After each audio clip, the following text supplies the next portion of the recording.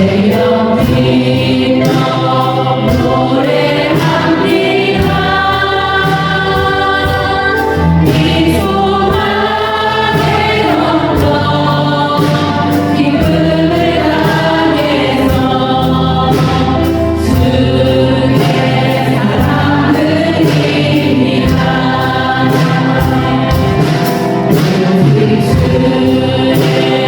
내 안에 갇혀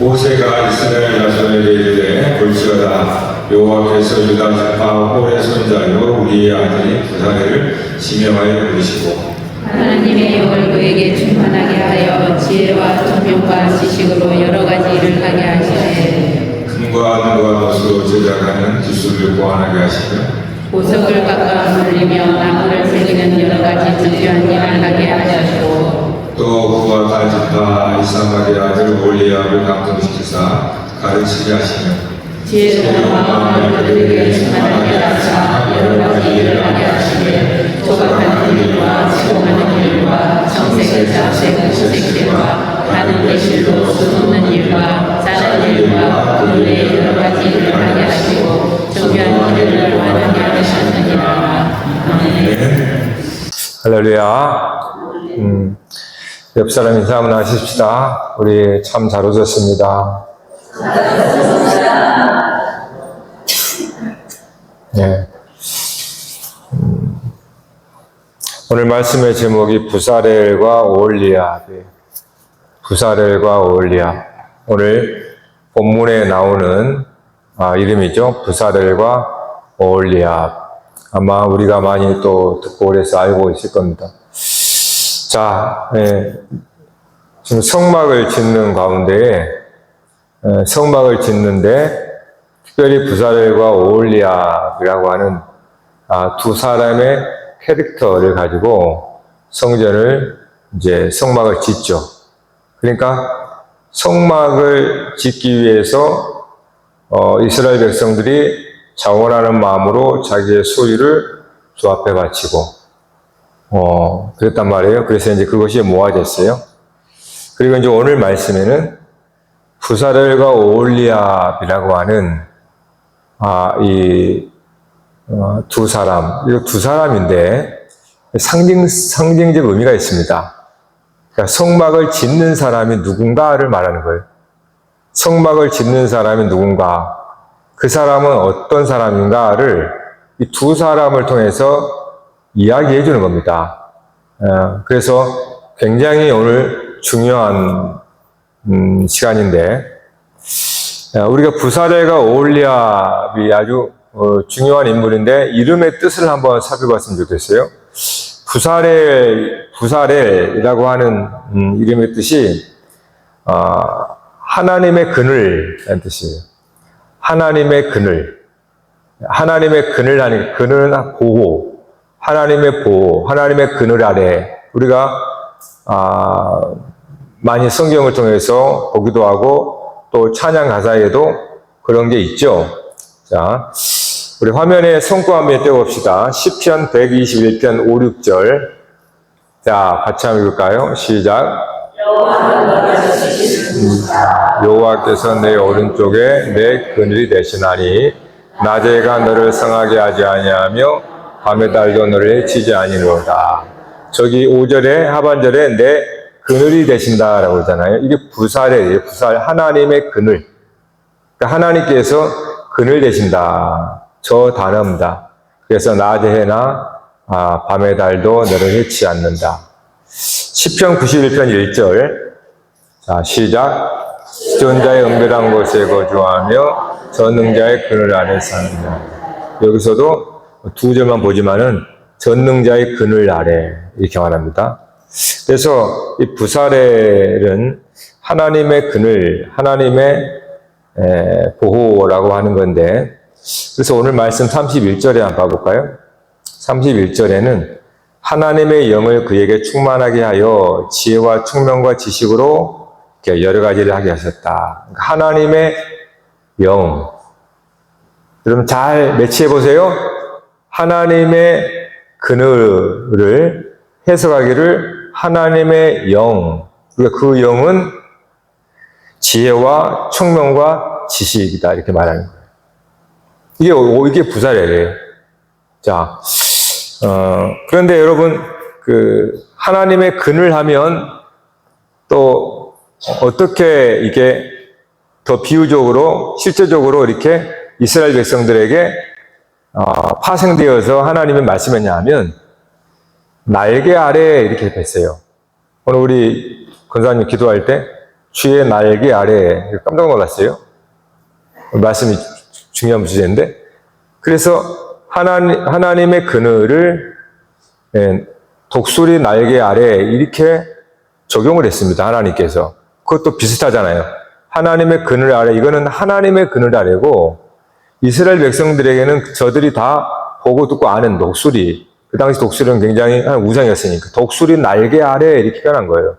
자, 출애굽기 19장 4절. 출애굽기 19장 4절 시작.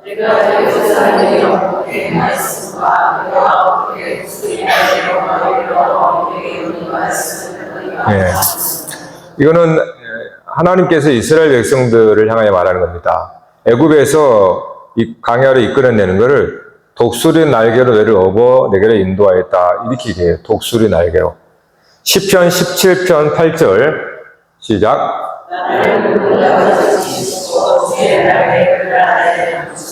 시편 36편 7절.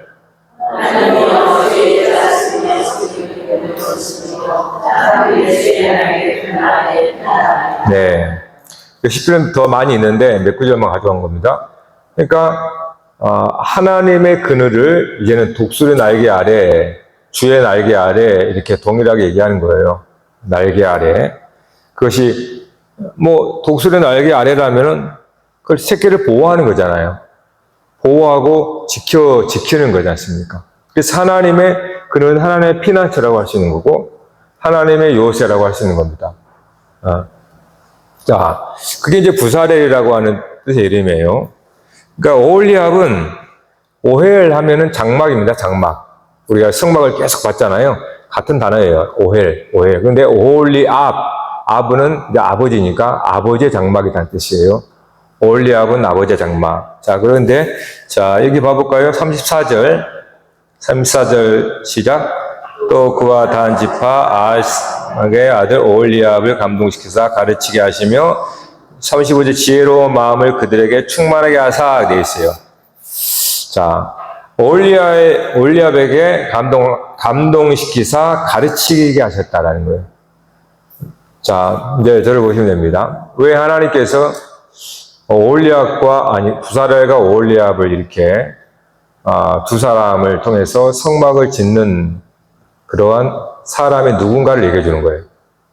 그러니까 성막을 짓는 것이 무엇인가 이렇게 말해주는 겁니다. 결국 부사렐과 오홀리압을 통해서 하나님께서 말씀하고자 하는 거겠죠. 자, 여러분 하나님은 전지전능하십니다. 하나님은 말씀으로 창조하시죠. 그런데 항상 하나님은 혼자 하지 않아요. 하나님은 같이 해요. 이게 하나님의 법칙입니다. 하나님은 물론 말씀을 하실 수 있어요. 근데 항상 하나님은 하나님의 형상을 닮은 사람과 함께 하는 거예요. 그래서 성경에 우리가 눈 크게 뜨고 보면 하나의 알 수 있는 패턴이 나와요. 그게 뭐냐면 둘이라는 거예요. 아담이 홀로 있는 것을 좋지 않게 여겼죠. 그래서 하와를 만들어 둘이 되게 했단 말이에요. 아담과 하와가 동침하여 자녀를 낳는데 가인 하나예요. 아벨 둘이에요. 항상 둘이에요. 아브라함은 이스마엘과 이삭을 두고 있고 이삭은 에서와 야곱이에요. 그러니까 이러한 이스라엘 백성들에게 하나님께서 더 줄 수도 있죠, 자녀를. 그런데 그런 어떤 하나님께서 이야기하고픈 게 있어요. 그거는 결국 하나님은 하나님 혼자 일하지 않는다라는 거예요. 하나님 혼자 일하지 않습니다. 하나님은 항상 하나님의 형상을 닮은 사람과 함께 일을 해요. 여러분, 우리가 간혹 가다가 하나님이 다시니까 이렇게 생각할 수 있는데, 그건 큰 오해입니다. 성경은 그렇게 얘기하지 않아요. 항상 하나님은 사람과 함께 하게 돼 있어요. 그거를 이스라엘 백성의 역사를 통해서 계속 둘로 얘기를 해주는 거예요. 둘로. 둘이 하나가 되는, 그게 바로 이제 부사렐과 오홀리압이 같이 나오는 거예요. 그래서 부사렐은 하나님의 영이라고 그러죠. 하나님의 영. 그래서 지혜와 총명과 지식. 그리고 오홀리압은 감동을 주사 가르쳤다고 그러잖아요. 누가요? 하나님의 영이 가르치는 거예요. 하나님의 영이 가르치자 오홀리압이 거기에 따라서 순종하는 겁니다. 그러니까 지금 이 부사렐과 오홀리압은 하나님께서 어떻게 성막을 짓는 것인가를 이야기해 주는 거예요. 하나님의 영으로 충만한 하나님의 영이잖아요. 이건 하나님의 패라고 생각하면 됩니다. 이거 사수예요, 사수. 사수에는 부사수가 들어요. 그게 바로 오홀리압인 거예요. 사수는, 그러니까 하나님의 영이니까 지혜와 총명과 지식이 충만한 거예요. 그리고 이걸 가르친다고 그러잖아요. 누구에게? 오홀리압에게. 그럼 오홀리압에게 있어야 할 것은 지혜로운 마음이 있어야 돼요. 지혜로운 마음이라는 것은 그 하나님의 영이 가르치는 것을 깨달아 알 수 있어야 한다는 거예요. 그래서 순종하는 겁니다. 그게 성막을 짓는 사람의 모습이에요. 자, 여러분 이거는 너무너무 중요해요. 하나님은 항상 홀로 계시지 않아요. 하나님은 좀 극단적으로 말하면 하나님은 여러분이 없으면 아무 일도 못해요. 좀 극단적으로 말하면. 그러니까 하나님은 반드시 사람과 함께 합니다. 근데 여기서 더 중요한 게 있어요. 하나님이 사람과 함께 한다는 얘기는 결국 하나님께서 누구를 지은다는 얘기예요. 함께하는 그 사람을 지어간다는 뜻이에요. 그러니까 하나님은 완전하신 분이잖아요. 완전하신 그분이 무슨 다시 지어갈 필요가 있어요. 완전하고 온전한 분인데, 근데 그 완전하고 온전한 분이 우리와 함께 하세요. 그러면 그 하나님은 우리와 함께 한다는 것은, 함께 일한다는 것은 결국은 무슨 뜻입니까? 나는 알지도 못하고 무지하고 나는 아직도 이 집을 짓는 기술도 없고 이런 난데 하나님이 함께 하사 나와 함께 일을 하는 거예요. 나와 함께 일한다는 것은 결국은 하나님께서 짓고자 하는 것은 여러분이라는 거예요. 나 자신. 그래서 하나님이 함께 일한다고 하는 거예요. 여러분 이거를 잊어버리면 안 됩니다. 우리가 간혹 가다가 사역을 한답시고 우리가 난 하나님이 대신 사역하는 자야 하면서 막 일을 해요.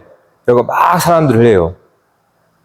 그거는 2차적인 목적인 거예요. 목적은 나요, 나. 내가 하나님과 함께해서 나를 지어가는 거예요.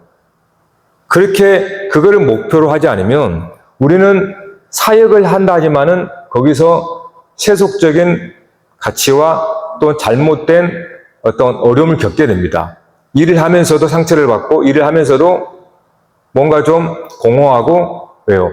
내가 목적인데 하나님이 나와 함께 하시는 거는 하나님이 나를 필요로 한 거예요. 나를 지어가겠다라는 거예요. 저와 여러분을. 그러니까 사역을 하면서도 결국은 내가 그 사람을 지는 게 아니라 그 사람의 타깃이 아니라 가장 먼저 우리 자신이에요. 우리 자신이 그 사역을 하면서 지어져 가는 것이 1차적인 목적이고 그 다음에 그 섬김으로 또 다른 사람에게는 하나의 혜택이 가겠죠. 그러니까 우리 하나님의 부르심은 항상 우리 자신을 통하여 하나님은 우리 속에서 일을 하시는 겁니다. 누구와? 나와 함께. 성령께서 지시와 지혜와 총명이에요. 성령은 저와 여러분 안에서 늘 가르치잖아요. 근데 문제가 뭡니까? 오홀리압에게 가르치는 지혜가 가르칠 때에 그거를 받아들일 수 있는 지혜로운 마음을 준다 그랬어요. 우리에게 필요한 거는 지혜로운 마음이에요. 즉 성령께서 가르칠 때 그 가르침을 내가 온전히 아멘하고 그거를 깨닫는 역사, 그 말씀을 깨달아서 온전히 순종하는 겁니다. 그럴 때 우리는 그 말씀이 나를 지어가는 거예요. 그래서 부사렐과 오홀리압이라고 하는 두 사람을 통해서 성막을 짓는 사람들을 이야기하는 거예요. 그래서 고린도전서 3장 보시면 지혜로운 건축자라는 말이 나오잖아요. 지혜로운 건축자. 바울이 지혜로운 건축자가 되라. 터 위에 집을 짓되 거기에 뭐 금으로, 은으로, 나무로, 숲으로 이렇게 각자 집을 짓는다. 예, 나중에 불을 지날 때 타버리면은 타서 없어져 버리면 저는 불 가운데에서 구원받는 부끄러운 구원을 받는다 이렇게 말하는 거예요. 그래서 여러분 인생이 뭡니까? 하나님이 괜히 성전을 집 짓는 걸 가지고 얘기하겠어요? 사람들이 그렇게 사니까 항상 그렇잖아요. 우리가 알아듣지 못하는 거 하나님은 말할 필요가 없어요. 우리가 아는 걸 말하는 겁니다. 여러분 인생을 봐보세요. 동서고금을 막론하고 부동산 굉장히 중요한 경제적 지표입니다. 어딜 가나 집 마련하는 거 이거 어디 가나 마찬가지예요. 처음부터 지금까지 앞으로도 그럴 수 있어요. 사람들은 인생을 다해서 집을 장만하고 집을 짓고 그렇게 목적으로 살잖아요. 그러한 이 세상의 사람들을 하나님은 아시는 거예요. 그래서 이 성막이 집이에요. 집 장막. 집을 짓는 것 가지고 하나님께서 우리에게 말씀해 주시는 거예요. 그런데 우리가 생각해 봐야 됩니다. 오늘 이 자리에 나온 것도 저와 여러분의 인생의 집을 안 짓는다는 게 아니에요. 여러분도 열심히 일하고 여기에서 집을 사고 집을 짓고 있는 거죠. 다른 사람들처럼. 우리도 다르질 않습니다.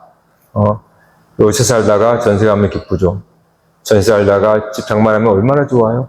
그리고 이제 거기다가 좀 더 인테리어하고 좀 더 이제 더 큰 집, 좀 더 넓은 집 이렇게 가는 게 인생의 보통 낙이라고 여기잖아요. 네?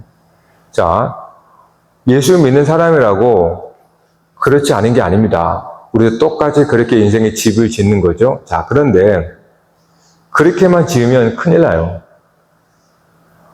그래서 하나님께서 그렇게 말하는 거예요.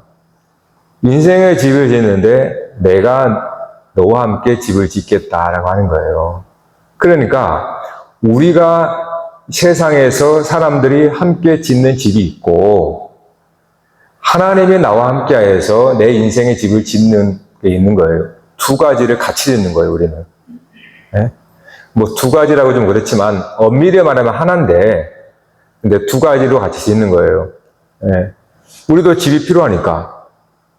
그러나 세상의 모든 사람들이 집을 필요로 하고 집을 얻기 위해서 그거는 안전이고 피할 수 있는 어떠한 그 보호 거처가 되잖아요. 그래서 그거는 필수적인 겁니다. 의식주에서 집은 그러니까 누구나 그거는 해 나가는 거예요.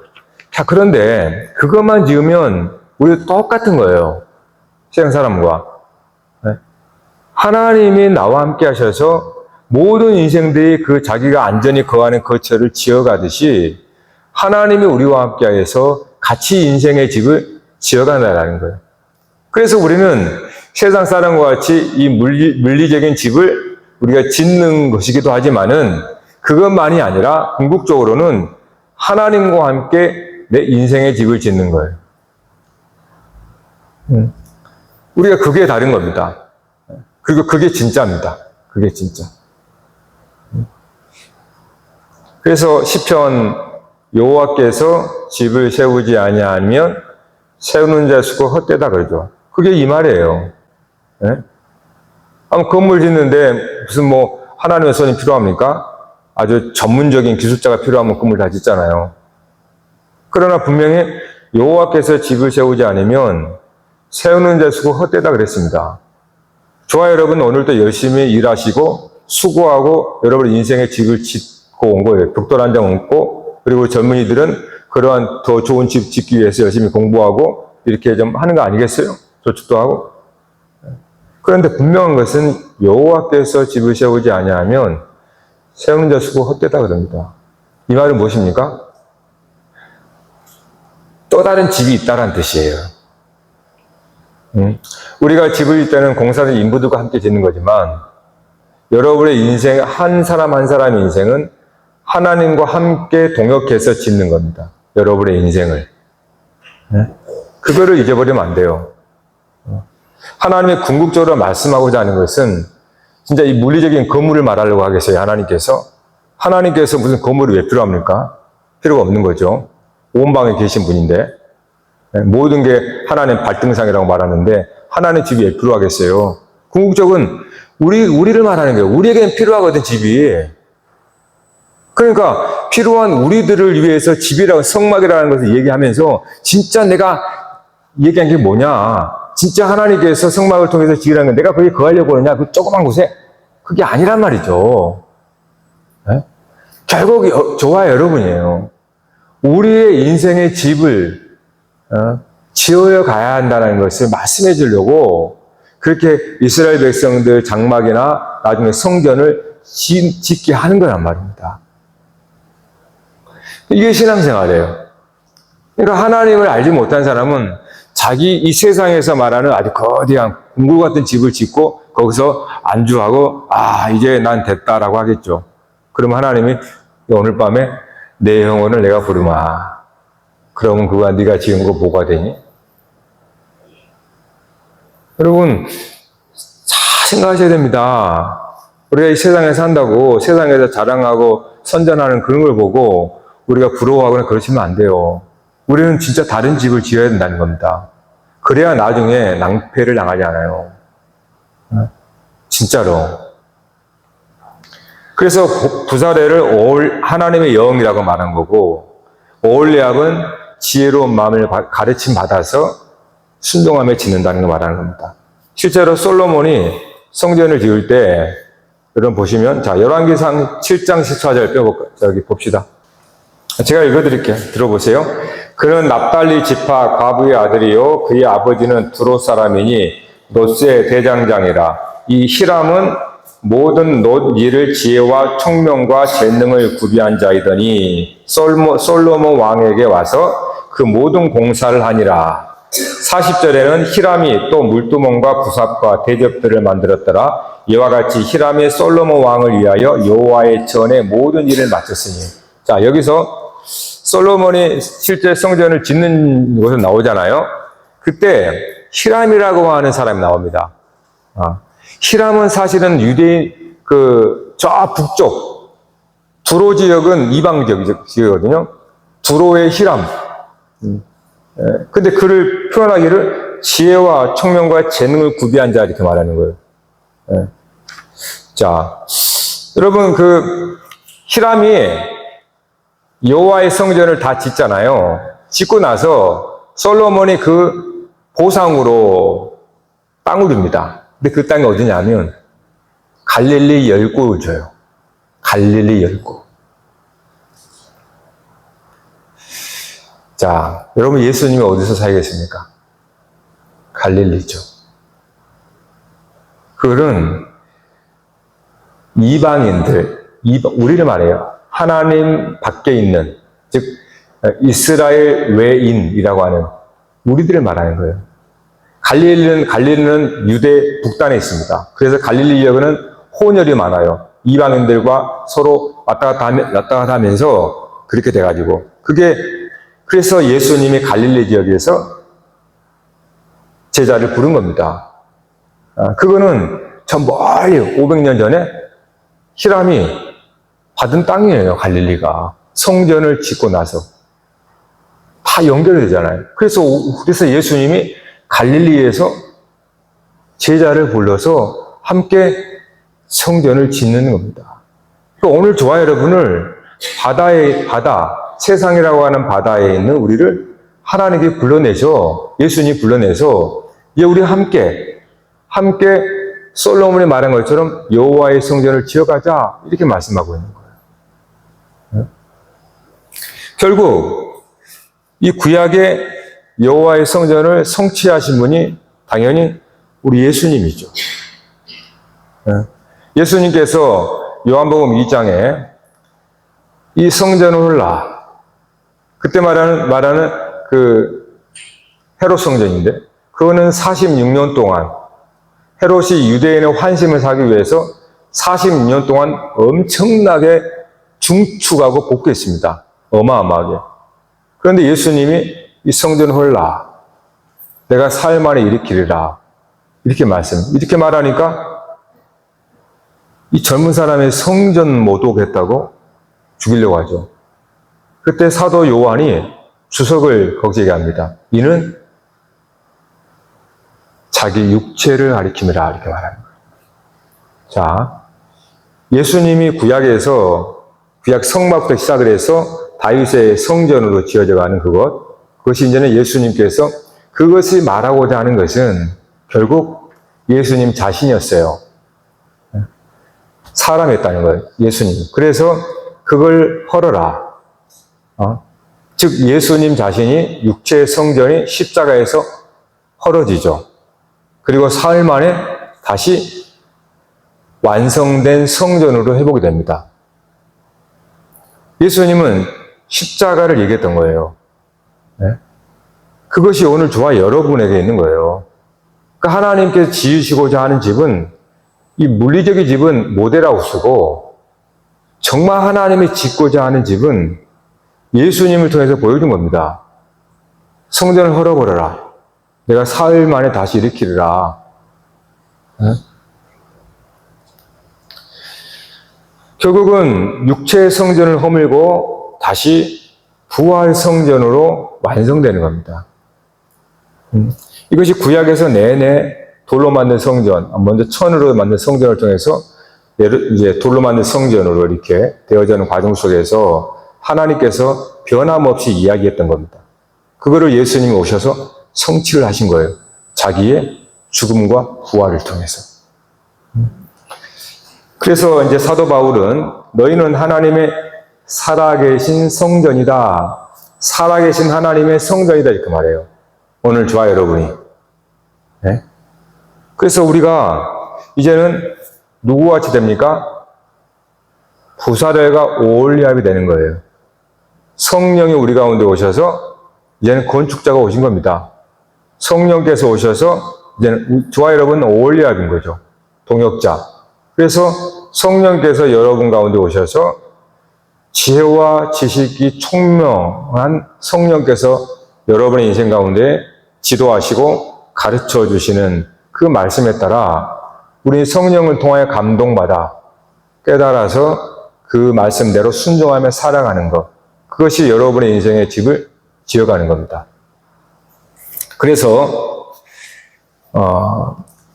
인생의 집을 짓는데 여러분 모두가 다 이 세상 모든 사람들이 다 인생이라고 그래요. 인생의 집을 짓습니다. 그런데 저와 여러분은 예수님 만나가지고 그 인생의 집만 지으면 망하는 거예요. 그 인생의 집에서 인생은 끝나거든. 인생은 끝이 있어요. 그러면 그 인생의 집을 짓는데 영생의 집을 지어가는 거예요. 동시에. 여러분의 인생의 집을 짓는데 동시에 영생의 집을 지어가야 됩니다. 그리고 그 인생의 집은 어느 한날에 반드시 무너지게 돼 있어요. 네? 무너집니다. 반드시 누구나 다 무너져요. 그때 무너져가지고 벌거벗은 채 있어버리면 부끄러움 당하는 거예요. 응? 인생의 집을 지으려고 막 온갖 열심을 다하고 막 궁궐 같은 집을 지어도 반드시 무너질 때가 옵니다. 네? 그런데 그 집이 진짜인 줄 알고 거기에 목매고 그 집을 지어서 자랑하다가 결국 끝났어. 그런데 벌거벗은 채 있다면 아무도 나를 가려주지 않고 풍랑과 바람이 와도 내가 맞닥뜨리는 그러한 허벌판에 있는 채가 돼 있다면 얼마나 인생을 헛산다고 하겠어요. 그래서 지금에는 그것이 안 나타납니다. 인생을 살 동안에는 진짜 내가 지은 집이 진가를 몰라요.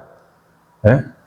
그냥 진짜 좋은 집들이 부럽고 그 큰 궁궐들이 지켜주는 것 같아요. 경비도 있고 막 그러니까. 그러나 반드시 끝납니다. 인생은 허물어지게 돼 있어요. 그러니까 우리의 승리는 마지막에 있습니다. 이 세상에서 승리 있지 않아요. 물론 이 세상에서 승리의 맛을 보긴 봅니다. 그러나 그 승리의 맛은 좀 쓰디쓴 맛이에요. 왜냐하면 이제 좀 이따 생각하겠습니다. 여튼 결국은 인생은 끝나게 돼 있단 말이에요. 근데 우리가 인생을 살면서 주님을 만나서 그 인생의 집을 짓는 속에서 영생의 집을 같이 짓는다면 그 인생의 집이 언젠가는 끝남에도 불구하고 영생의 집은 영원히 있기 때문에 그는 부끄러움을 당하지 않는 거예요. 그때 우리가 구원의 감격이 있는 겁니다. 지금은 눈에 보이는 이런 인생의 집 때문에 인생의 집이 너무 차이가 나니까 부럽고 부끄러울지 몰라요. 믿음의 눈을 열어주셔야 됩니다. 그렇지 않으면 여러분 인생의 집 짓다가 끝난 말이에요. 성경에서 여호와 하나님께서 우리와 함께 하신 이유가 뭐예요? 하나님의 나를 성전 삼아서 영생의 집을 지어주겠다라는 겁니다. 내 손으로 지은 집이 아닌 고린도서 5장에서 하나님께서 손으로 지은 집, 그 집을 내가 짓는 거예요. 근데 그게 영생에 있을 때예요. 지금 살아있을 때 짓는 겁니다. 그렇기 때문에 우리는 모든 사람들, 세상 사람들은 같이 인생을 짓는 것 같지만은 우리는 그 인생 너머에 영생을 같이 짓는 거예요. 그래서 전국적으로 승리자는 누구냐? 성도가 되는 거예요. 네? 지금은 초라상간이고 별별 없는 것처럼 괜찮을지 몰라요. 그러나 마지막 언젠가는 그 엄청난 이 세상의 도성은 무너지게 돼 있단 말이에요. 이 인류 역사에 제국이 영원할 때가 있었습니까? 모든 사람이 말한 것처럼 제국은 영원하지 않습니다. 다 무너졌다는 거예요. 지진 나봐요. 지금도 무너지죠. 우리는 지진을 보면서 생각해야 됩니다. 이 땅에 지은 집은 무너지는구나. 그러면서 이 땅에 짓는 집에 너무 집착하지 말라는 거예요. 무너지지 않을 하나님이 지은 집에 생각하라는 거예요. 그래서 이 땅에서 내가 피곤하면 집에 가서 쉬는 것처럼 그렇지. 내가 영원히 쉴 수 있는 집이 있다면 그렇게 하면서 우리가 열심히 일을 하는 거예요. 열심히 수고하고 집을 짓는 데 기쁨도 있겠죠. 그런데 더 큰 기쁨은 내 손으로 지은 집 말고 내 손으로 지은 집은 무너지고 더럽혀지지만 하나님이 지은 거룩한 집이 나와 함께 계속 지어가기 때문에 그 인생의 집 안에 영생의 집을 지어가는 그 보람과 그 기쁨이 저와 여러분의 인생 속에서 낙심해도 낙심하지 않게 합니다. 바울이 말한 것처럼 사방으로 우겨싸움을 당해도 넘어지지 않아요. 거꾸로 땜을 당해도 괜찮아요. 왜요? 바울은 알고 있거든요. 그리스도의 죽음을 내 몸에 짊어진다는 것은 내 몸이 허물어진다는 뜻이에요. 사람들의 핍박과 박해와 금식하고 주 고비기 넘기 이런 것은 내 육체 성질이 허물어지는 거예요. 그런데 바울은 괜찮다. 내 몸에 그리스도 예수의 죽음을 짊어지는 것은 내 몸에 생명, 그리스도 생명이 나타나게 합니다. 그러니까 이러한 분명한 믿음과 확신이 있으면 무너져도 무너지는 게 아니에요. 자빠져도 자빠진 게 아니에요. 거꾸로 땜을 나도 낙심하지 않아요. 그러니까 세상 사람은, 그래 이런 집을 모르는 사람은 만약에 내 집이 무너져 봐요. 여러분의 인생을 지은 집, 여러분의 수고와 헌신을 통해서 지은 명예가 있어요. 여러분의 자존심이 있어요. 여러분의 지은 뭐 있어요. 근데 그게 뭐가 무너져 봐. 못 살죠. 못 살겠다고 죽고 난리죠. 왜 그래요? 그게 전부니까. 여러분 그러면 안 돼요. 그걸 예수 믿는 게 아닙니다. 진짜로 여러분 여호와께서 집을 함께 지어져 가야 돼요. 그래서 우리는 내 손으로 지은 집은 무너지지만 하나님이 함께 지은 집은 무너지지 않는다. 그래서 히브리서에 항상 하나님이 진동케 한다 그랬어요. 12장에. 땅을 진동케 함은 무너지지 않을 것을 드러나게 하려고. 이렇게 말해요. 네? 우리가 지진 나도 막 뉴스에 나오잖아요. 지진이 났는데 무너지지 않는 건물이 있어.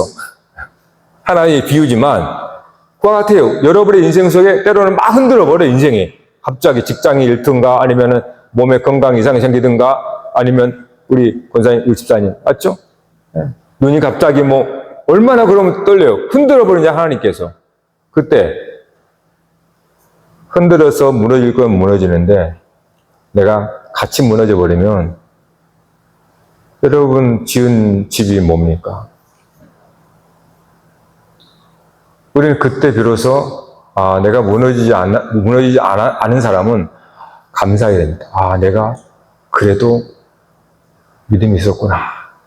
내가 그래도 믿음으로 씻긴 지었구나.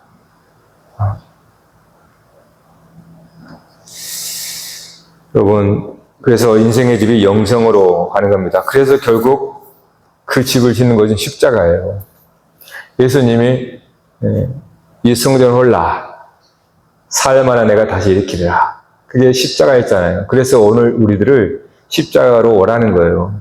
그래서 허물어질 거를 허물어지는 거예요. 즉 계시록의 말로 하면 처음 하늘과 처음 땅은 무너져야 됩니다.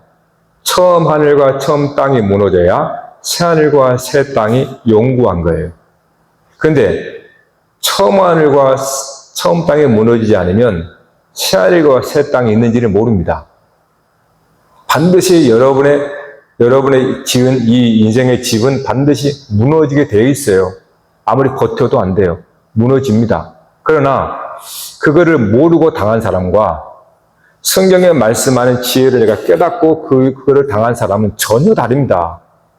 하나님은 우리에게 준비시켜 주는 거예요, 항상. 그러니까 도둑같이 오는 거를 여러분 그거를 그렇게 하면 안 되잖아요. 준비가 돼 있어요. 준비가 돼 있으면 도둑이 와도 겁나지 않아요. 그러니까 하나님은 뭘 준비합니까? 결국 인생은 죽음을 준비하는 거예요. 다른 거 없어요. 진짜로. 인생의 최대 난제, 해결할 수 없는 거. 그러니까 우리는 언제 갈지도 모르는. 그러니까 하나님은 우리에게 준비시켜주는 거는 잠시 잠깐인데 곧 끝날 거야. 그래서 준비 잘해. 영원한 삶을 살자. 내가 너를 거처 삼아서, 너를 성전 삼아서 너와 함께 영원히 살자. 그래서 여기 있는 동안 정말 그 뭡니까? 믿음보다 더한 송소를 말해요. 정말로 사람들이 짓는 그런 거 말고 정말로 믿음으로 집을 지어서 나중에 허물어질 때 너와 함께 영원한 집에서 함께 살자. 그렇게 하나님께서 우리를 부르신 겁니다. 믿습니까? 네. 그러니까 우리 젊은이들은 더 못 받은 거예요. 왜냐하면 더 일찍이 예수 잘 믿고 여러분의 인생의 집을 잘 알고 지면 얼마나 값져요. 그럴 때 무너질 때 무너질 건 무너지는 거야 라고 받아들이는 거예요. 그리고 그 무너질 때 무너지지 않는 게 있어. 이렇게 하는 사람은 얼마나 진짜 대단한 거 아니에요? 내게는 남이 빼앗을 수 없는 게 있고 세상에서 나를 무너뜨릴 수 없는 견고한 하나님의 집이 짓고 있는데 그걸 아는 사람은 진짜로 여러분 복받은 사람입니다. 우리 젊은 사람들 그 알면. 여러분 인생이 달라지는 거예요. 가치관이 달라지고 삶이 달라진 겁니다. 네? 자, 마지막으로 그림을 한번 보려고 그래요. 자, 우리 그림 한번 떼줄래요? 자, 이게 성막인데 뭐가 생각납니까? 제가 오늘 설교 말씀 중에 뭐가 생각나요? 왜 하나님이 저렇게 지었을까요? 새의 날개로 보이잖아요. 맞아요, 들려요? 날개잖아요, 날개. 독수리 날개처럼. 하나님이 그렇게 일부러 지은 거예요. 그래서 새의 날개로 품고 있는 겁니다. 네? 성막이 이렇게 딱 돼 있어가지고 마치 독수리 날개를 쫙 펴듯이 이스라엘 백성들을 애굽에서 독수리 날개 업어서 인도했다는 건 저 얘기를 하는 거예요. 성막 위에 함께 주님께서 함께 왔다는 걸 실물로 보여주는 거예요. 하나님이 너희들을 딱 업어서 이렇게 독수리 날개 유유히 나르는 것처럼 그렇게 왔다는 거예요. 그래서 성막이 이렇게 새 날개처럼 되어 있는 겁니다. 우리는 저 안에 하나님과 함께 하나님의 그늘 되시고 하나님의 피난처 되셔서 함께 있기 때문에 우리는 결단코 무너지지 않습니다. 할렐루야. 그러니까 물론 우리 21세기 사람은 애게게 그럴지 몰라요. 그러나 여러분 이 성경은 21세기 사람이 한 게 아니라 지금 언제 사람들에게 한 거예요. 이것이 그 당시에는 그 새를 보고 놀라고만 그랬단 말이에요. 그걸 보고 하나님 독수리 날개 금방 이해하는 거예요. 그 당시에는. 지금은 우주선으로 얘기해야 되나?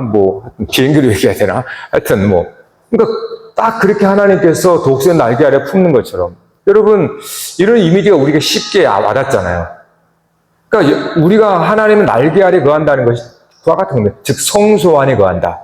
하나님 안에 거한다. 이것이 저와 여러분이 하나님의 그늘 아래 거한다는 거예요. 전능자의 그늘 아래. 상상하면 해도 좋지 않아요? 거기서 여러분 무슨 걱정이 있으면 발 뻗고 자세요. 발 뻗고 주무세요, 진짜.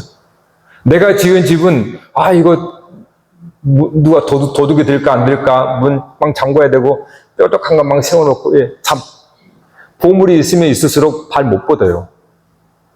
곳간에 금은이 많을수록 불안해서 잠 못 잡니다. 그런데 하나님의 장막에서, 여러분, 발 뻗고 주무세요. 그게 안식이라 그러는 거예요. 그래서 우리가 여호와의 그늘 아래, 그것은 나의 피난처요, 나의 요새가 되죠. 때로는 나의 부모님 품처럼 어머니의 품이 되는 거죠. 치유되고 회복이 되는 품이죠. 그게 아버지의 집, 성막입니다. 근데 이제 그것이 저 성막은 비우고 여러분 자신 한 사람 한 사람이 성막이 되는 거예요. 그러므로 우리는 누구에게 가서 치유받는 게 아닙니다. 물론 몸에 병들면 병원 가야 되는 거예요. 제가 그 얘기를 하는 게 아니에요.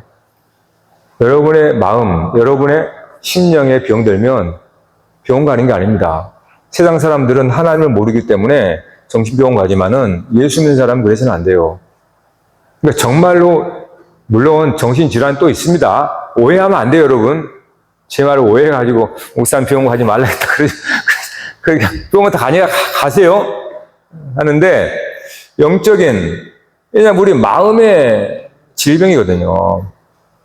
여러분 지금 세상 보십시오.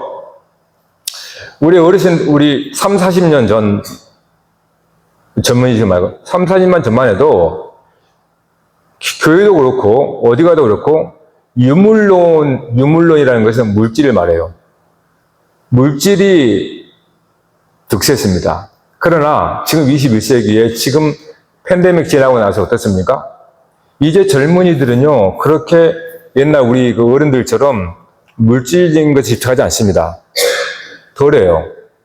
지금 사람들도 이제 문명이 발전되면서 사람들이 물질이 참 만족을 주지 않는다는 걸 깨달았어요.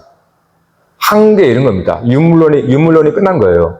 즉 물질로 말면 내가 먹고 마시고 쾌락을 누리고 이런 것이 예전에는 가난했기 때문에 필요했어요. 그러나 지금은 그런 시대가 점점 바뀝니다. 그래서 사람들이 그 과도기 속에서 여러 가지 문제가 발생하는 거예요.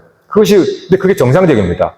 왜냐하면 물질적인 것에 이제는 한계를 알았어요. 그래서 사람들은 점점 더 정신적인 축을 하게 되는 거예요. 그래서 기술 문명도 이제는 굉장히 정신적으로 갑니다. 기술 문명 자체가. 그래서 사람들이 이제는 이러한 미니멀리즘, 집이 좁아도 괜찮다. 상관없는 거예요. 이제는 내가 하고 싶은 걸 하고 살고 싶다. 이건 뭐냐면 다 이제는 물질적인 것이 아닙니다. 이제는 사람들이 뭔가 바뀌고 있어요. 정신적인 만족, 물론 이런 것들. 그래서 종교는 없어지는 게 아닙니다. 점점 더 사실은 옛날 종교는 없어지지만 옛날 구태에 연한 그러한 종교는 사라지지만 새로운 모습의 종교가 나타납니다. 그게 바로 오늘 우리가 지금 겪고 있고 성경이 말씀하고자 하는 거예요. 그래서 이제는 진짜 만족은 이제 물질이 아니게 됐어요. 뭔가 사람들이 요새 강의를 듣고 어디 가서 명강의를 듣고 하는 건 다 정신적인 뭔가 문제예요. 뭔가 공허하고 뭔가 내가 배부르지만 허기지고 뭔가 지금 그래요. 그래서 지금 사회는 거기에 맞춰서 다른 정신적인 부분들을 다 지금 하는 겁니다.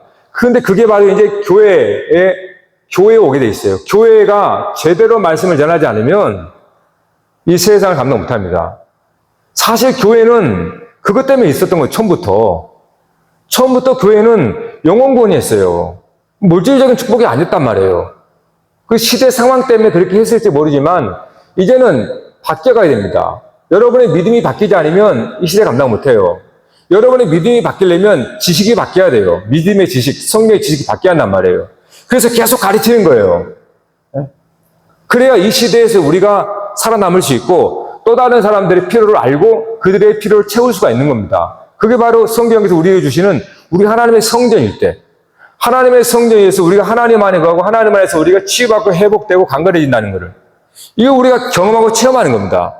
우리가 다른 누군가가 아니라 뭔가 세상처럼 물질적인 축복이 없어도 뭔가를 내가 열심히 뭔가 놀지 않아도 상관없어요. 우리가 하나님과 함께 하고 하나님 말씀으로 나를 회복시키고 이러한 것들을 체험하고 경험하게 될 때 우리는 그걸 알지 못하는 주변의 많은 사람들, 우울증과 공황증, 이 모든 게 다 그거예요. 그들이 없어서가 아닙니다. 충분히 있음에도 불구하고 그런 문제가 생기는 거예요. 그것은 지금의 이 시대가 지금 그렇게 가고 있단 말이에요. 그럼 그거를 멈출 수는 없어요.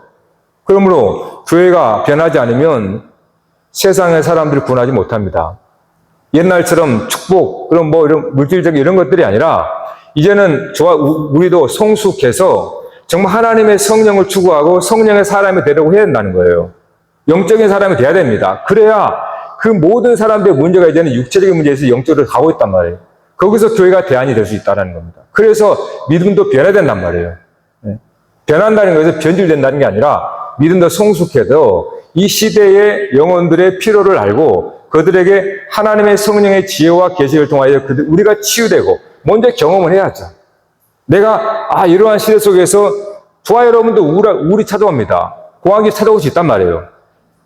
그럴 때 우리가 말씀을 통해서 내가 하나님의 성전이고 하나님은 나와 함께 하셔서 그래서 하나님 말씀으로 내가 치유고 회복이 되는 것을 경험할 때 우리는 또 다른 사람에게 세상에 줄 수 없는 영적인 치료, 하나님의 말씀을 통해서 고쳐줄 수 있다는 거예요. 지금 그 시대로 가고 있습니다. 옛날처럼 이렇게 물질적인 풍요를 쫓아가지 않습니다. 젊은이들은. 그래서 어떤 면에서 어른들은 젊은이 한심할지 모르지만 안 그래요. 지금 세대에 물론 다 좋다는 게 아니에요. 지금 세대의 풍조가 다 좋다는 게 아닙니다.